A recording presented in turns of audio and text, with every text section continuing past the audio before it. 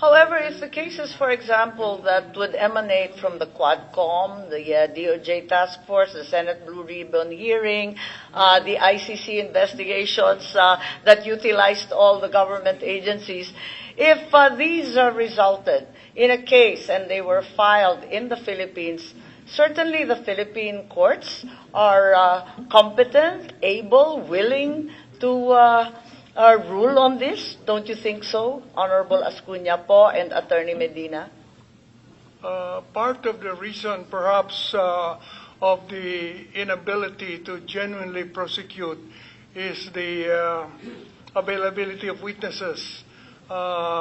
In cases of very high-level persons like former heads of state, the experience of the ICC is that the witnesses are generally afraid to testify in their home countries, so that even if the Department of Justice, for instance, is investigating, genuinely investigating the cases, the witnesses may not be forthcoming.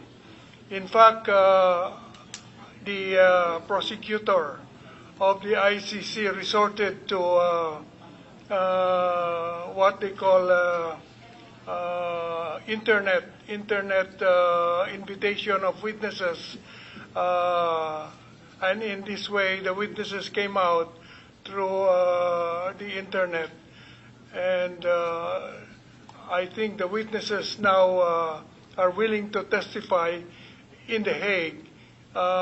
Witnesses who would not be willing to testify here in the Philippines. So it's not the prosecution, it's the witnesses that makes it unable genuinely to prosecute the former president.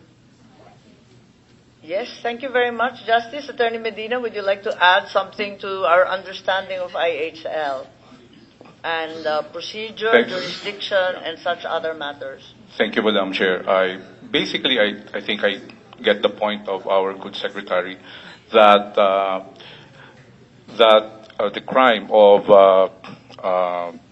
crime against humanity is not just an international law crime. It's actually a crime in the Philippines, punishable in the Philippines. And 9851 actually provides that given the naman person po yun, pero pati jurisdiction, pati procedure, lahat na lang naging customary law. No, that's the problem po. That if we have to comply with international law, we have to also comply with the Philippine laws, okay? And primarily that would be the Constitution. So international obligations, yes, there's the principle of Pactus Servanda that we have to comply with international obligations, but that does not necessarily mean that we have to disregard constitutional protections under the Bill of Rights. Now, of course, there are a lot of debates going on whether or not the ICC should have jurisdiction or should we recognize the ICC, and that's precisely the point. It's not for the police, it's not for the executive branch to decide that. Ultimately, it should have been decided by a court of law because it involves the deprivation of liberty. Thank you po.